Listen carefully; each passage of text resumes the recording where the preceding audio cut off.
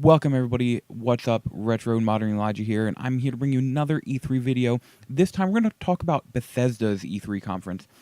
This was the first actual conference of E3. EA's technically isn't, but whatever. It's considered at this point. So let's get right into it. They talked about the whole Bethesda land theme they had going on. It was cool. It was a nice little, I guess you could say, promotional thing. Nice little get-up they had, but the first thing they started with was VR, which I was surprisingly, I mean, it makes sense kind of get that out of the way right away, but the fact they opened up with it, it's cool. It kind of means they're taking it like much more seriously than we thought. So they started off by showing us Fallout 4 VR and Doom VR. Now, as for platforms, nothing is known yet.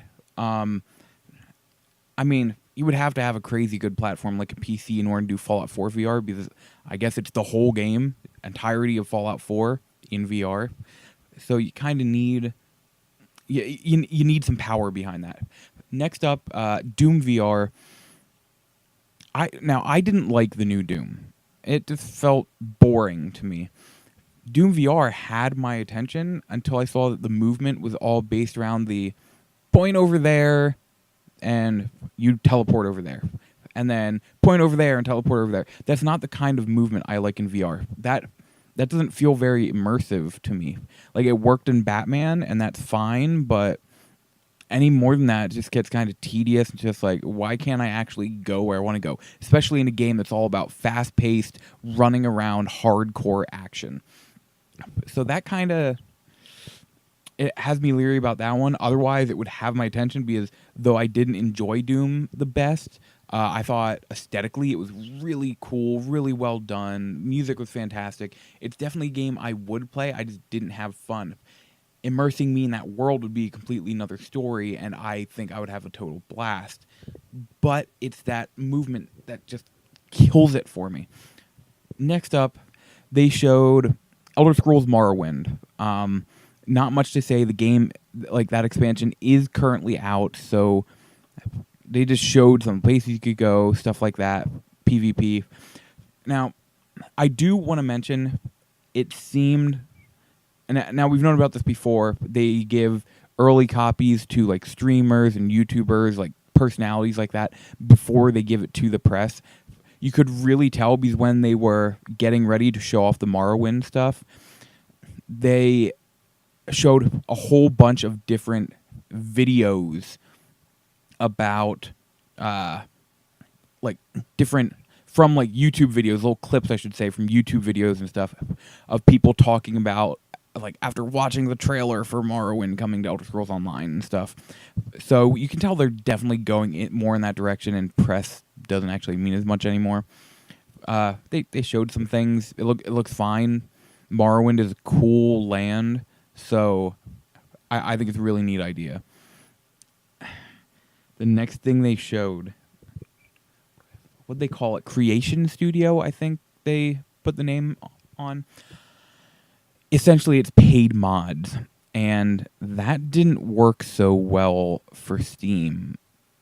We'll see how it does for Bethesda, but I can't picture it really taking off too well, because essentially it's what it is.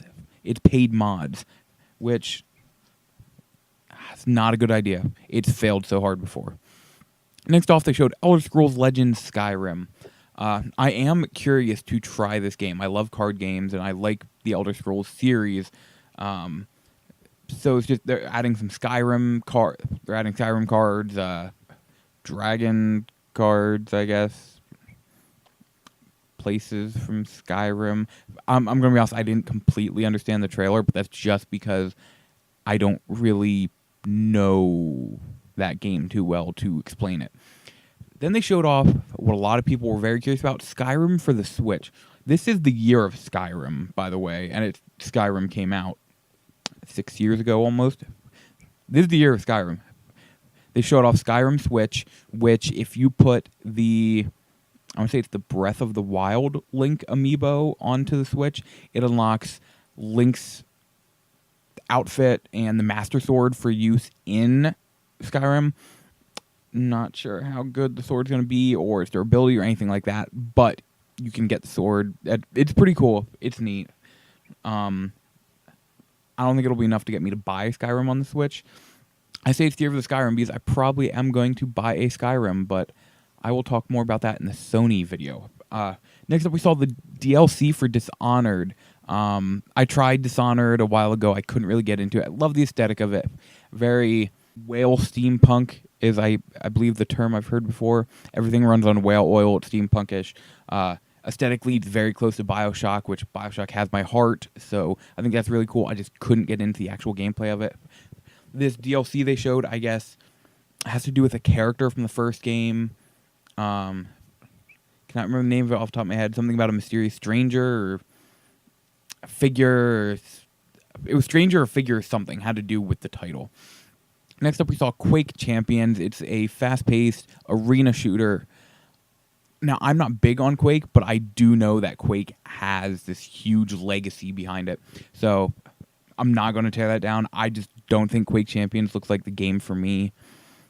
It's just a fast-paced hero shooter at this point. Okay. Now, on to what is easily my favorite game of the Bethesda conference, and it's not the last one. Evil Within 2. So this has been rumored for a while. A job posting months ago pretty much gave away that it was coming out. And I've been super excited for it. I love the first Evil Within. The story didn't make a lot of sense, but I absolutely loved it. I love the idea. I love the gameplay. I was so excited for this. I must have watched this trailer like 50 times now. I'm super excited for this game. It looks great. What's it going to be about?